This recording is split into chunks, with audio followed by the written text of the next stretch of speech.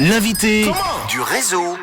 On va parler d'un livre cet après-midi qui s'appelle Trésors cachés de la Suisse. C'est le volume 2 avec 40 nouveaux lieux fabuleux méconnus. Des endroits magnifiques qui ont été sélectionnés par Fabrice Grossenbecher. L'auteur de cet ouvrage, il est mon invité cet après-midi dans le réseau pour en parler avec nous au téléphone. Bonjour Fabrice.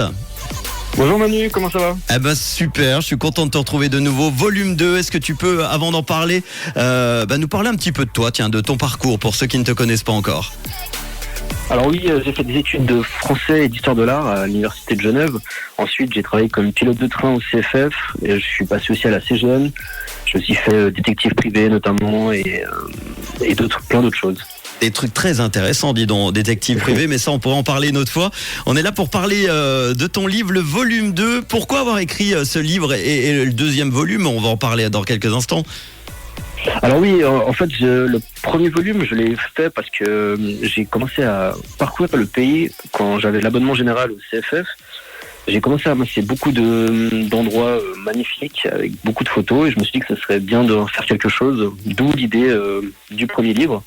Et le deuxième, c'est simplement que j'avais tellement d'endroits à montrer qu'il en fallait deux. On a autant de trésors cachés que ça en Suisse du coup ? Oui, alors beaucoup de beautés cachées qu'on ne soupçonne même pas et effectivement j'en découvre encore aujourd'hui. Qu'est-ce qui le différencie justement du volume 1 alors Alors pour ce qui change du volume 1, c'est en grande partie la mise en page. La structure est la même, il y a toujours 4 thèmes, donc eau, architecture, nature et histoire, et avec les 5 régions. Mais la grosse différence, c'est la mise en page, les photos qui sont beaucoup... je me suis amélioré, on va dire, et il y a... voilà, j'essaie de changer de mise en page pour faire quelque chose d'un peu plus de ludique, d'aéré. Alors, 40 nouveaux lieux fabuleux et méconnus. Comment tu les as découverts et recensés du coup ?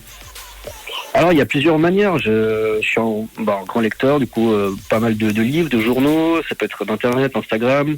J'aime aussi beaucoup passer du temps sur Google Maps, simplement à la recherche de lieux où on n'a pas forcément l'habitude d'aller. Et sur Google Maps, on trouve des choses un peu comme ça. Sinon, des fois, c'est sur place, complètement au hasard, au nez, à l'instinct. En se disant qu'est-ce qu'il y a là-bas ou simplement depuis le train on voit des belles choses, mais qu'est-ce que c'est ça, et ça nous donne envie d'aller voir et c'est comme ça qu'on trouve des choses. Des fois c'est aussi du bouche à oreille ou autre. Alors s'il y avait justement un lieu que tu aimerais absolument faire connaître parmi les 8 ans déjà sélectionnés dans les 2 volumes, ça serait lequel ? Oui, je pense notamment à Attisholz Areal qui est vers Soleure. En fait c'est une ancienne friche industrielle qui a été complètement réhabilité, donc ça devient un lieu alternatif avec beaucoup de street art. Les murs sont peints de grands graffitis, mais aussi de plus petits graffitis. Il y a plusieurs bâtiments et on peut même carrément rentrer dans certains bâtiments. Cool. Et à l'intérieur de ces bâtiments, il y a aussi des installations artistiques et on ne sait pas forcément ce qu'on va voir à l'intérieur. Donc il y a vraiment ce côté urbex, d'exploration urbaine. On ne sait pas vraiment où aller dans des friches industrielles et il y a vraiment ce côté un peu excitant de découverte et de mystère. Et c'est vraiment un endroit qui m'a marqué, oui. Tu as également fait les photos, la mise en page. Quelles sont tes inspirations ? Oui, tout à fait. Pour la sélection des lieux, j'aime beaucoup en tout cas prendre des lieux très photogéniques, donc ça me tient à cœur. Et là, pour le livre, j'ouvre toujours chaque chapitre avec une grande photo 16/9 pour rentrer tout de suite dans le décor. Je m'inspire un peu dans le style National Geographic. Et pour la mise en page, c'est aussi, j'aime beaucoup la mise en page des magazines qui fait quelque chose de beaucoup plus aéré, de dynamique, avec des couleurs, quelque chose qui donne envie d'être lu en fait. Alors la question que j'ai envie de savoir évidemment, la suite, un volume 3 peut-être encore ? Alors oui, tout à fait, je compte pas m'arrêter là. Le 3e, je l'ai déjà beaucoup avancé. Ce sera toujours un guide avec des lieux à découvrir, mais cette fois avec un thème bien particulier et original. Bon, on a hâte de découvrir tout ça. En attendant, le volume 2 est sorti. Il coûte combien ? Comment faire pour le commander ? Alors il coûte 28 francs et on peut le commander sur mon site, c'est swisstastics.com, c'est SWISSTASTIX.com.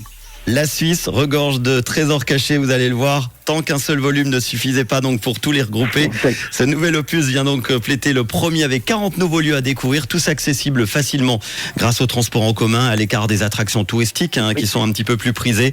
Il est en vente aux éditions Fabre. Et toutes les infos, tu peux redonner le site encore une fois, on va le partager évidemment. Swisstastix.com, c'est SWISSTASTIX.com. Merci en tout cas Fabrice, l'auteur de ce livre, et on a hâte évidemment de découvrir ça et puis plein de bonnes choses pour la suite alors. Merci à toi. Merci beaucoup Fabrice. Merci. On partage Bonne soirée. ça sur nos réseaux évidemment Facebook et Insta. Voici le tout nouveau son de The Fame.